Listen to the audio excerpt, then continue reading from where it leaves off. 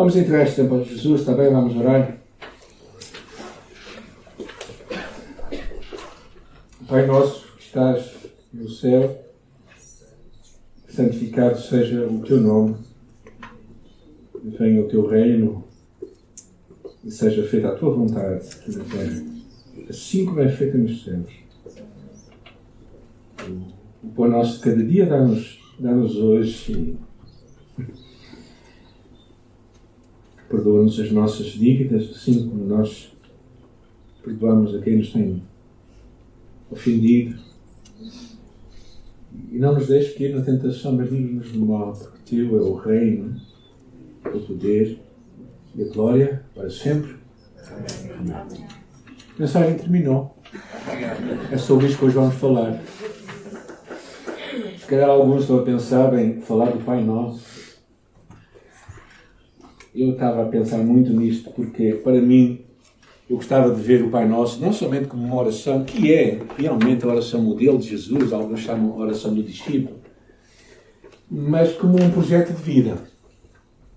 E eu estava a pensar muito nesta oração, isto Deus incomodou muito o meu coração, quanto a pensar nisto como realmente não somente uma oração, mas um excelente projeto para a nossa vida, a cada dia. A cada dia tornarmos o Pai Nosso o nosso dia. Porquê? Porque eu creio que ele tem ingredientes tão significativos para nós. Na verdade, pode ser a pequena oração mais poderosa que tu podes fazer. E, na verdade, só um discípulo pode fazer. Porque quem ora o Pai Nosso, quando ora e usa estas palavras verdadeiramente com significado, ninguém pode fazê-lo a não ser que seja discípulo de Jesus. E os discípulos tinham visto muita gente orar. E daí voltaram-se para Jesus e disseram assim: Senhor, ensina-nos tu a orar. Quais são as tuas orações? Curiosamente, esta oração nunca mais é repetida na história dos discípulos aqui na Terra. Que nós saibamos. Mas havia ali um modelo, havia ali um padrão, que eu acho que é um padrão para todos nós. Não somente para orarmos, mas para vivermos. E por isso é que eu quero convosco pensar não somente na oração do Pai Nosso como uma oração modelo para ti e para mim, que nos pode ajudar a saber como orar verdadeiramente, mas também de alguma forma, quando nós oramos, estamos a pedir alguma coisa real para nós. Então é um projeto para a nossa vida também. E eu, olhando para esta oração, tenho sempre ficado fascinado por ela. E sempre que eu começo a preparar uma mensagem, eu fico cada vez mais empolgado, porque acho que tem tantas coisas que nós hoje não vamos fazer e não vamos conseguir dizer. Mas é interessante que Calvino, um dos pais da Igreja, foi talvez o primeiro a sugerir que havia um paralelo entre a oração do Pai Nosso com os 10 mandamentos de Jesus. Na primeira pedra estavam os 5 mandamentos referentes a Deus e na segunda, em relação aos homens. E a oração do Pai Nosso tem este modelo. Tem 3 pedidos quanto a Deus e 3 quanto ao ser humano. Então, quando pensamos nisto, eu acho que encontramos claramente um padrão. Quando oramos o Pai Nosso, nós percebemos, a primeira coisa que nós lembramos é o nome de Deus, é o reino de Deus e a vontade de Deus. E quando pensamos no ser humano, pensamos na provisão, no perdão e na proteção. E por isso vamos todos fazer a leitura do Pai Nosso, está bem? Quem precisar de ler, pode ler. Quem souber de cor e deve saber de cor. É quase obrigatório para ser um bom cristão. Eu acredito que é obrigatório, sinceramente acredito. Pai Nosso, que estás no céu, santificado seja o teu nome. Venha o teu reino, seja feita a tua vontade, assim na terra como nos céus.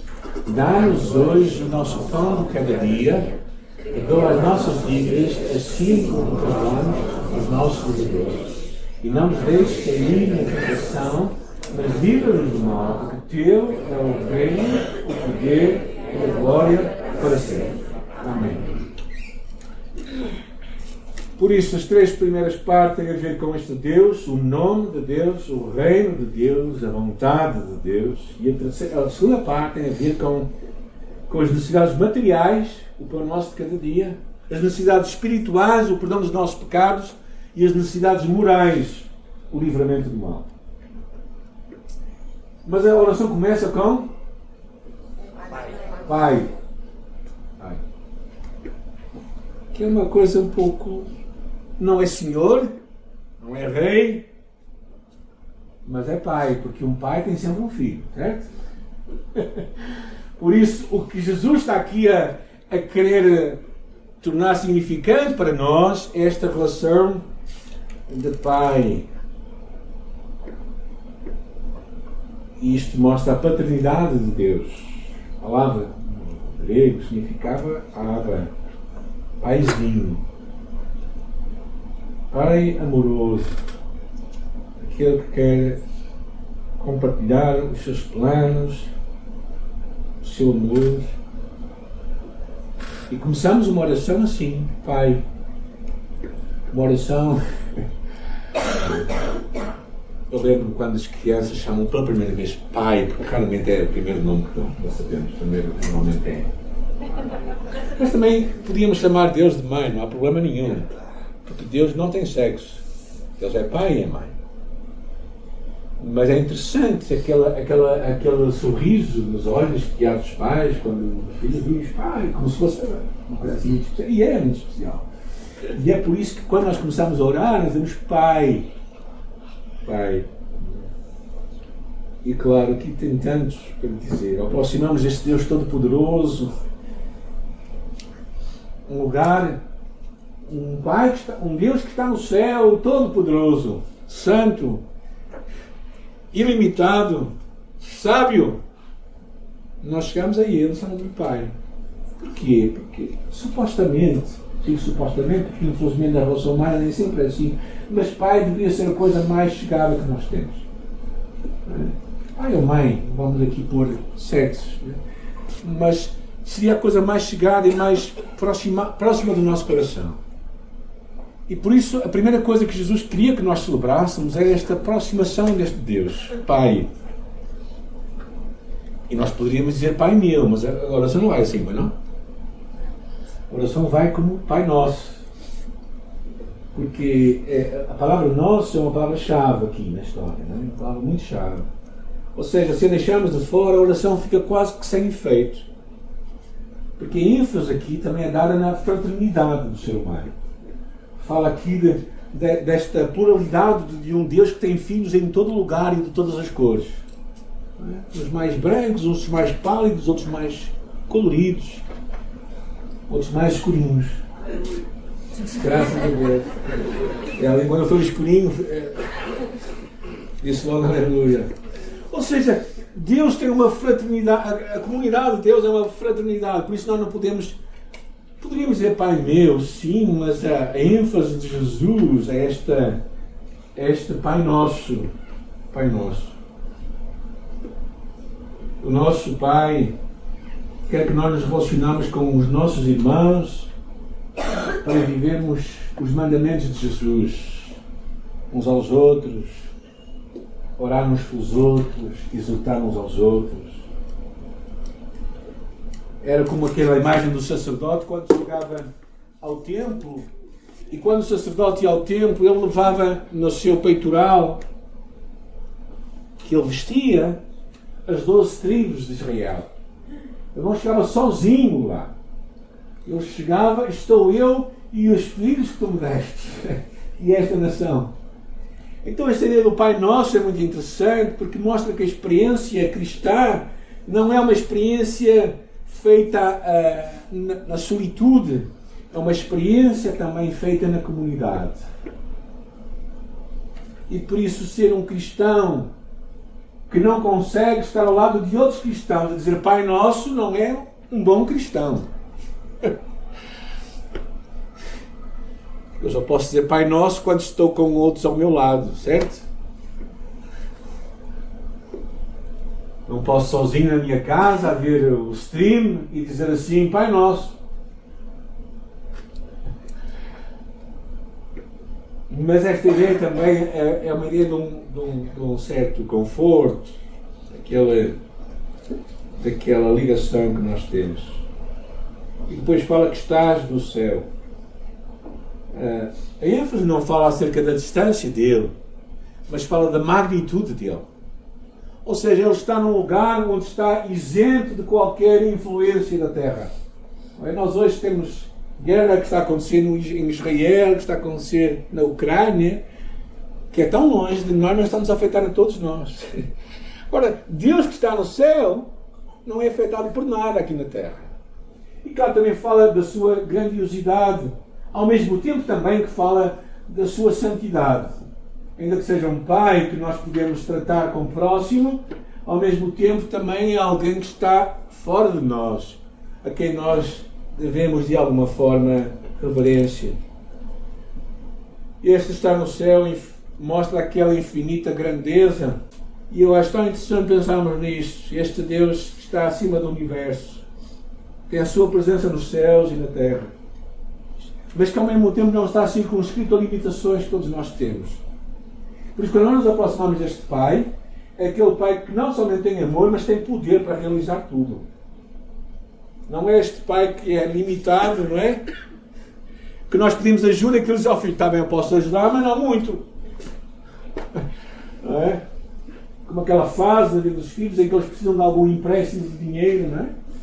E nós gostávamos que o nosso dinheiro esticasse um pouco mais, mas não conseguimos, não é? Para os poder ajudar. Mas Deus faz isto. Deus tem...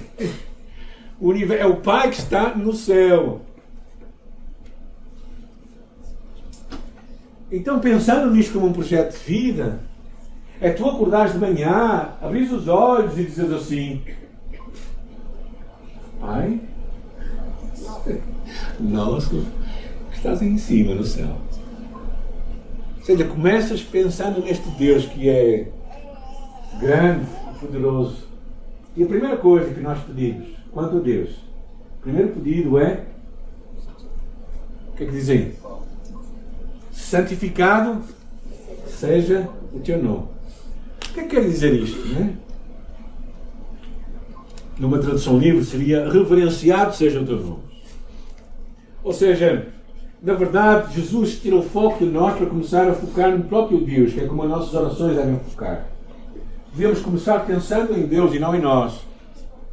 Ou seja, quando nós oramos, nós não podemos começar na pobreza, temos que começar na riqueza. Não podemos começar na falta, temos que começar na abundância. Porque Deus é o Deus da abundância.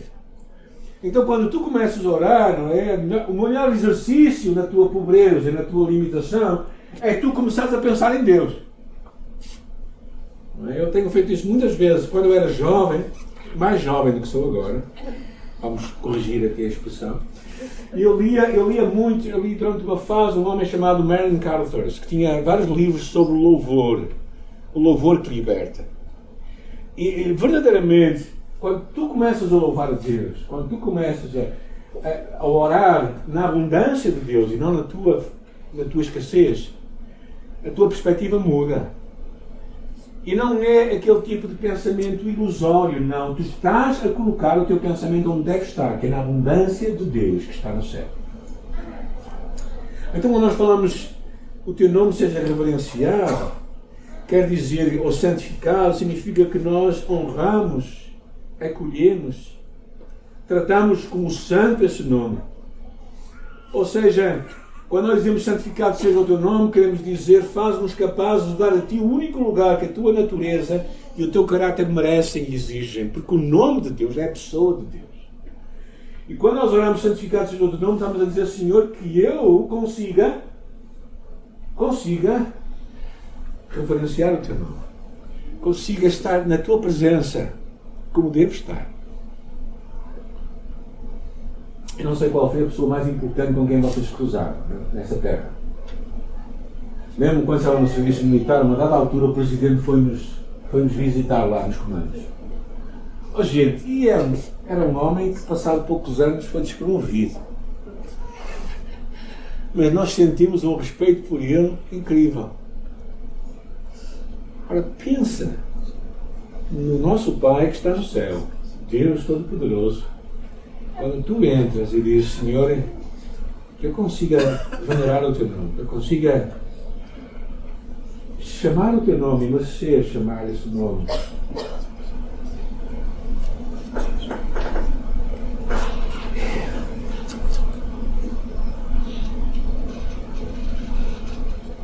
basicamente nós queremos dizer, quando santificado seja o teu nome, queremos dizer o que ele mais à frente vai dizer, que é buscar em primeiro lugar o reino de Deus e a sua justiça, e tudo vos será acrescentado. É tornarmos o nome de Deus a chave da nossa vida. É como quando nós oramos, há pessoas que oram, é como que atiram tiros para o ar, a ver se passa algum pássaro. Mas quando nós oramos, nós temos que ter a certeza que é isso que Deus quer que nós oremos. Ou seja, nós temos que orar assim. E nós no final terminamos assim. Alguns terminam em nome. Sabes o que é que quer dizer isto? Quer dizer que tu passaste um cheque. Alguém sabe o que é um cheque? Os jovens não sabem o que é um cheque. Posso acreditar que alguns nunca viram um cheque. Já viste algum cheque?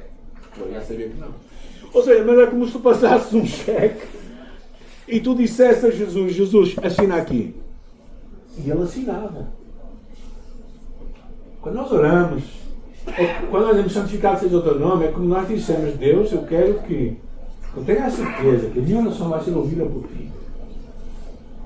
Santificado seja o teu nome, mas que o teu nome está acima de tudo e de todos. E aqui mostra uma santa reverência, que às vezes na nossa cultura parece que se vai perdendo um bocado.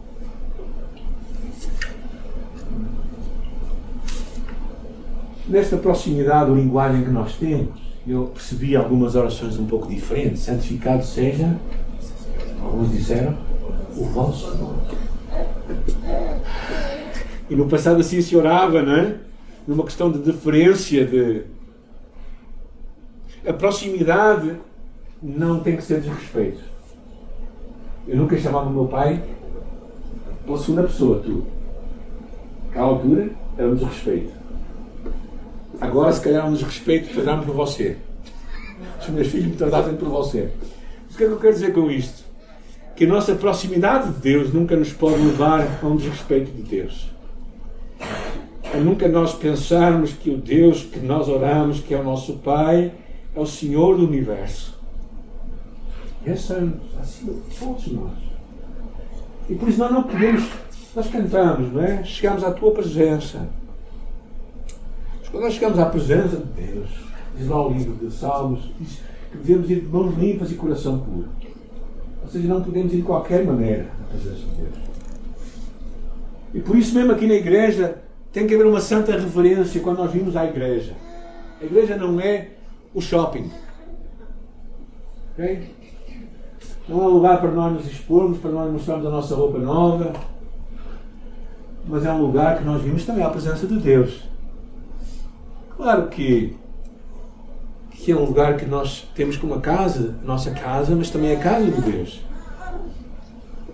E eu penso que há aqui uma linha difícil às vezes de traçar entre o respeito e a familiaridade. E nós precisamos nunca nos esquecer disso. Bem, estamos no princípio da oração, não é? Tão simples, falar o Pai Nosso, não é? Mas depois diz: venha o teu reino. Gente, e esta talvez seja a coisa mais difícil de nós orarmos. Venha o teu reino. Os cristãos chineses repetiam frequentemente uma oração que era assim: Senhor, reaviva a tua igreja começando em mim. E talvez parafraseando nós podíamos dizer: Senhor, traz o teu reino começando em mim. Vir o teu reino significa a convicção de que Deus quer reinar em nós. Outro dia eu estava no aeroporto de Lisboa e ao meu lado estava o futuro rei de Portugal. Ou seja, aquela pessoa que era da família real portuguesa, do Duque de Bragança, estava ao meu lado na casa de banho. Foi assim, é assim que eu consigo encontrar gente importante, né? Mas o que eu senti com ele realmente não foi nada, não é? Eu não lhe devo reverência nenhuma, na verdade não lhe devo nada. Mas quando nós oramos, venha o teu reino, esta expressão tão significativa que é Senhor, reina em mim. Quando Jesus veio à Terra, ele diz: eis chegado o reino de Deus. Mas é interessante que ele fala o reino de Deus não da forma que os discípulos estavam à espera, de uma forma física, mas o reino de Deus está em nós, no nosso coração, na nossa vida. E é por isso que no final da história de Jesus, quando ele está prestes para subir ao céu, não é? Há uma conversa entre ele e os seus discípulos. E lhe perguntaram: Senhor, tu vais restaurar neste templo o reino de Israel? Atos capítulo 1, versículo 6. E ele lhes disse: não vos pertence saber os tempos ou as estações que o Pai estabeleceu pelo seu próprio poder, mas recebereis o poder do Espírito Santo, que há de vir sobre vós e ser meus testemunhas. Ou seja, o reino de Deus começa quando tu e eu abrimos a nossa vida para que Cristo reine em nós. Há uma música que nós cantamos. Onde é que está o... Quem é que vai tocar esta? Há uma música que nós cantamos que diz: reina em mim, poderoso Senhor. E eu acho que esta música é muito significativa, não é? Porque é como uma oração. Isso nós vamos cantar agora, juntos. Aqueles que sabem, não sei se vocês têm em cima, se podem ajudar. Reina em mim, poderoso Senhor. Reina em mim, poderoso Senhor. Reina em mim, poderoso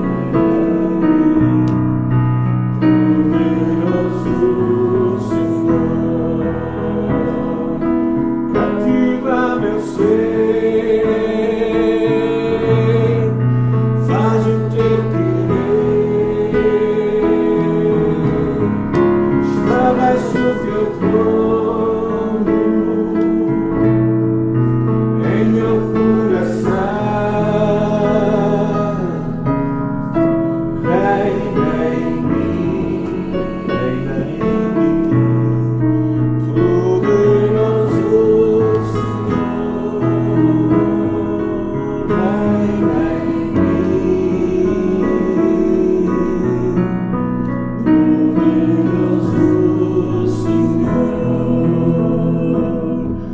Cativa meu ser,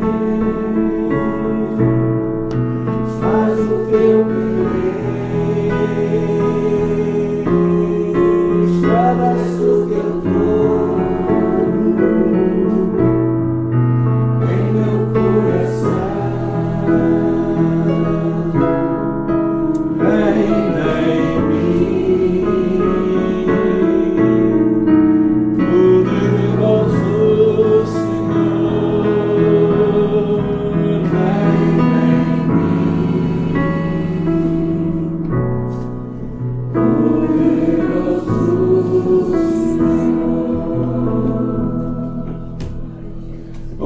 Pai Nosso fala do reino, venha o teu reino, e depois ainda mais forte: seja feita a tua vontade na terra.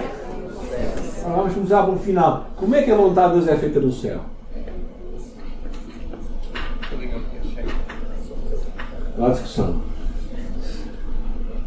Nós, quando oramos, seja feita a tua vontade, a terra não é feita no céu, estamos a dizer a Deus: Senhor, que a tua vontade aqui na terra, na minha vida, na minha família, seja feita tal como é realizada no céu. Que é o pedido, não é? Deus é honrado e glorificado na perfeição pelos anjos. E é impecável a obediência daquela gente. E nós estamos a dizer que a minha obediência seja... Que oração, não é? Por isso é que eu vos digo que a oração do Pai Nosso é a oração mais revolucionária que tu podes fazer todos os dias. Pensando nela, não como uma repetição, como ela fala no princípio, mas como uma oração refletida, que reflete o teu coração, como um projeto de vida. Como um projeto em que tu acordas de manhã e dizes assim: Deus, que a tua vontade seja feita em mim plenamente, como é feita no céu. Ou seja, na contracultura cristã, na cultura do reino de Deus, o que está em primeiro lugar é o nome de Deus, é o reino de Deus e a vontade de Deus. Isto é completamente ao contrário daquilo que às vezes nós vimos à igreja para quê? Para buscar a nossa vontade, para ter os nossos pedidos ouvidos. Vamos pensando em nós, mas no reino de Deus, na cultura de cristã, o primeiro lugar é Deus. Nós vivemos tantas vezes uma manipulação da fé para servir interesses humanos e não interesses de Deus. E eu acho que precisamos sempre pensar que o primeiro lugar em tudo que nós fazemos, se aqui na nossa comunidade houver algo do qual Deus não possa assinar, não possa concordar, não possa ser glorificado, então já é melhor irmos embora. A altura em que o nome de Deus não for honrado neste lugar, então o que vem a seguir não vai ser bom.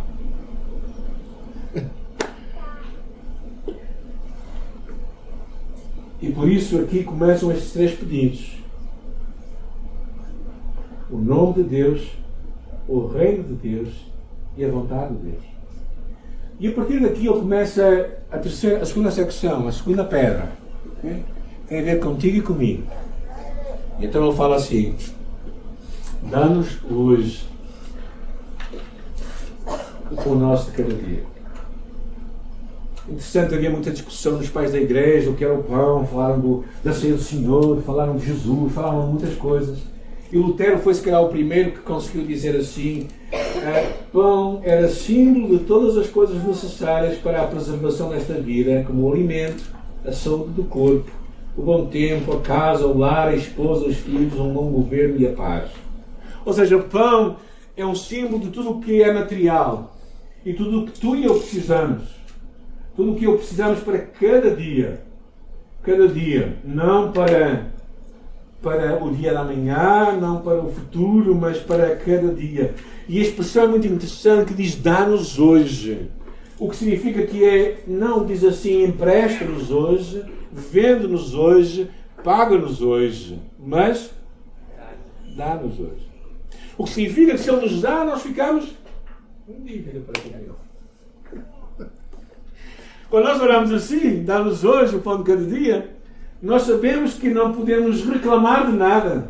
Nós sabemos que não podemos, nós temos que perceber que dependemos dele, é ele que nos tem que dar. Sabes porquê? Porque tu hoje ganhas o teu dinheiro com o teu trabalho. Mas se tu não tiveres trabalho, se tu não tiveres saúde, ou se tu não tiveres tanta coisa que podes não ter, que Deus não te dá, então tu não vais ganhar.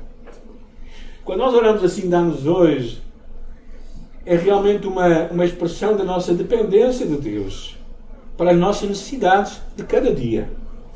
Cada dia.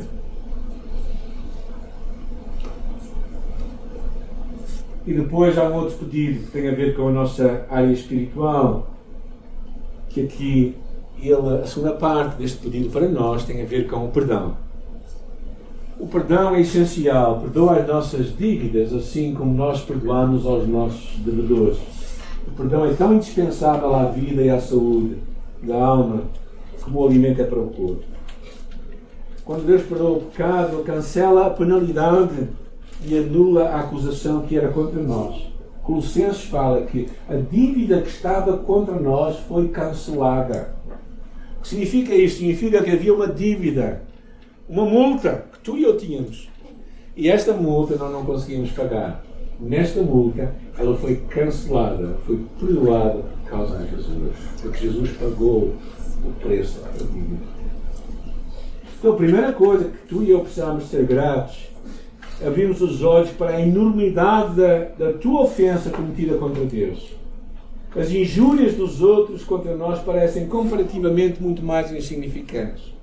Ou seja, na parábola daquele credor incompassivo, a conclusão é: eu perdoei-te toda aquela dívida que era imensa, não devias tu igualmente compadecer-te do teu conservo como eu tive compaixão de ti? O perdão é interessante, é tratado como uma dívida. Ou seja, Deus te perdoa a ti e tu ficas com uma dívida para com os outros. E esta oração é muito revolucionária, sabem porquê? Porque ela tem uma expressão assim,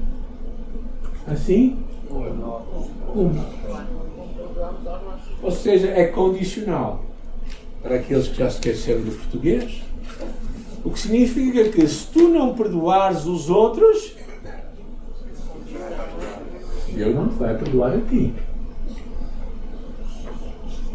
O que significa que se calhar há aqui muita gente que vem à igreja todos os domingos com roupa lavada, mas com uma dívida no coração, porque não foi perdoado. Porque se não perdoares, mas pastor, tu não sabe o que é que os outros me fizeram. Pois, eu sei que tu fizeste a Deus. Colocaste numa cruz. Eu também o coloquei. Eu tenho consciência do meu pecado. A pergunta é, tens tu consciência do perdão que Deus te deu? Quando tu consegues perceber a enormidade do perdão que Deus trouxe à tua vida, tu não tens nenhuma coragem de deixar de perdoar. É fácil? Não, não é fácil. Não disse que era fácil, pois não?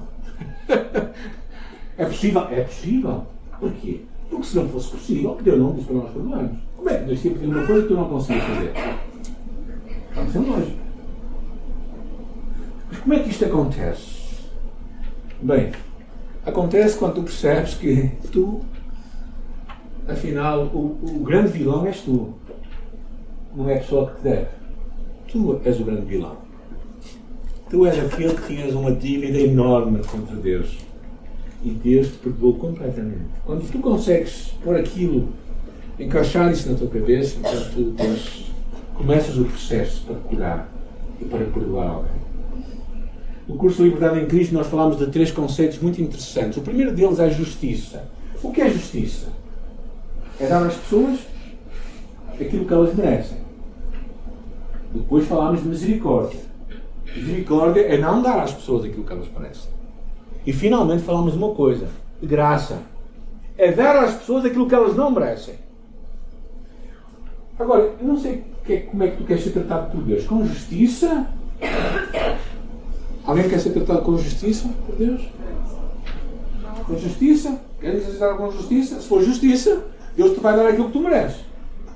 Queres isso? Se calhar não. Misericórdia. Deus não nos dá aquilo que nós merecemos. É bom. Mas graça é muito melhor. É nós recebermos aquilo que não merecemos. O Evangelho é o Evangelho da graça de Deus. Agora, Deus sendo justo, ele também não pode anular a justiça. Por isso é que Jesus foi à cruz. Mas é interessante quando Jesus fala ser misericordiosos como eu fui misericordioso. E há uma passagem que Jesus diz, de graça recebeste, de graça dai. Ou seja, tu queres receber de Deus as bênçãos e não queres partilhar com os outros? Que rico filho que tu és. E é assustador esta oração, porque se levarmos esta oração a sério, eu acho que só assim podemos levá-la, então sabemos que muitos de nós não vivem uma vida de perdão, porque não conseguiram perdoar alguém. O que significa que Deus também não nos perdoa a nós. Não sei como é que tu vais gerir isso no teu coração. Eu acho que só há uma forma, que é que tu perdoares.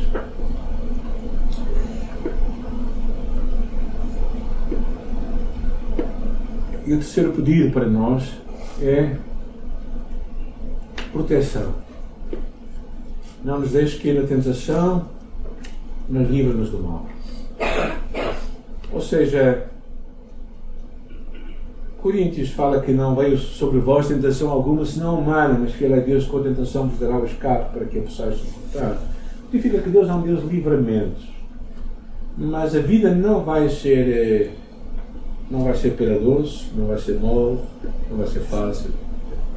Vamos ter momentos difíceis de tentação e de provação, às vezes esta passagem também é traduzida, e elas vêm até nós.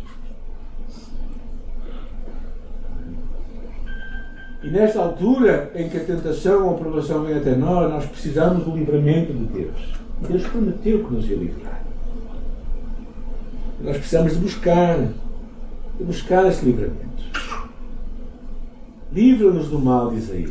Ou algumas versões fossem mais específicas, poderiam dizer: livra-nos do maligno. Satanás, vosso adversário, anda em redor de vós como um leão, procurando quem possa tragar. Há muita gente que pensa que essa história do diabo é só para as crianças. Não. Essa história do diabo é para todos nós, porque ele anda à nossa volta para procurar-nos tragar. E esse é o trabalho de Satanás, para matar, roubar e destruir. Então nós precisamos de buscar este livramento de Deus. E termina esta oração dizendo: porque teu é o reino, o poder e a glória. É uma doxologia, significa, é como que uma conclusão, uma apoteose desta oração. É a parte, o clímax da oração. Teu é o reino. A convicção de que Deus é o soberano e que tem todo o domínio do universo. Teu é o poder. Deus Pai Todo-Poderoso no céu e na terra, para realizar aquilo que nós podemos pensar e imaginar, e tua é glória, quando as nossas orações são ouvidas e atendidas para a honra e glória de Deus. A glória é para Deus, não é para nós. A oração cristã é assim focada, começa com Deus e termina com Deus. E no meio metemos um pouco de manteiga. Somos nós. És tu e eu que estamos no meio. As nossas necessidades que Deus também quer abençoar. Mas no final terminamos com Deus, porque o propósito de tudo é Deus.